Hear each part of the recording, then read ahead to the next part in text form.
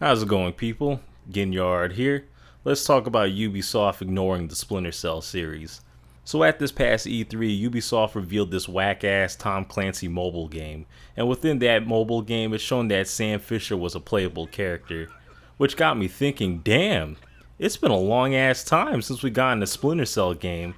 The last Sam Fisher adventure we got was in 2013 with Splinter Cell Blacklist. A game that was pretty damn good if I remember correctly, and considering these review scores, it seems like a lot of other people thought so too.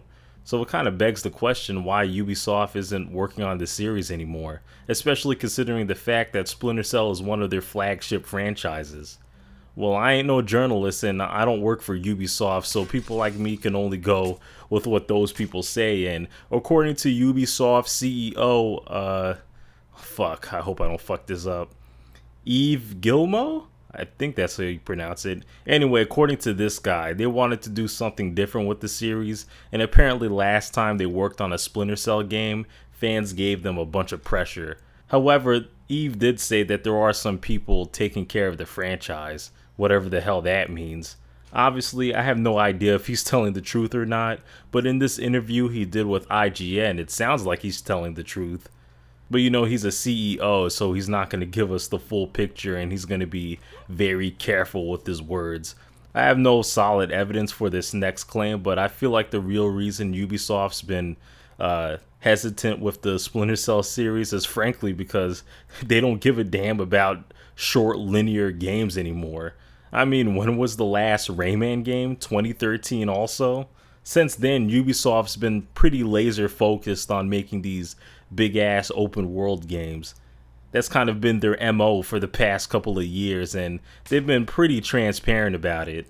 Let's not forget that they're also one of the biggest companies pushing this whole games as service bullshit, which for those that don't know, it just means the commonality of microtransactions, season passes, and monthly subscriptions, and whatever other tactic to push games as this live service. The Splinter Cell games have always been like short linear stealth games, so they're not exactly the best games to adapt to this type of business model. Unless, you know, the next game has an open world, which would probably piss off a lot of the core fans.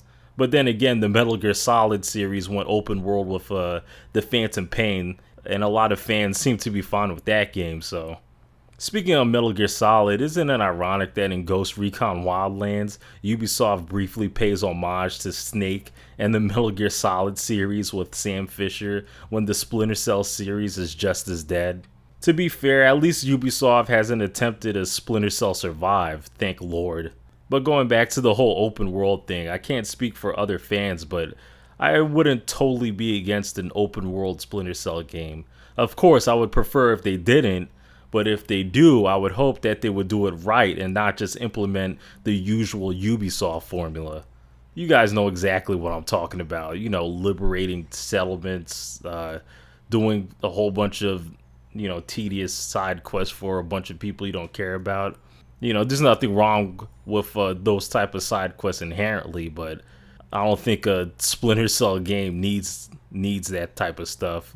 The Splinter Cell games have always relied on, you know, I guess purely on its gameplay. Well, you can tell that this video is unscripted. Anyway, that's all I gotta say about this. Hopefully the Splinter Cell series makes a comeback soon, but I wouldn't count on it.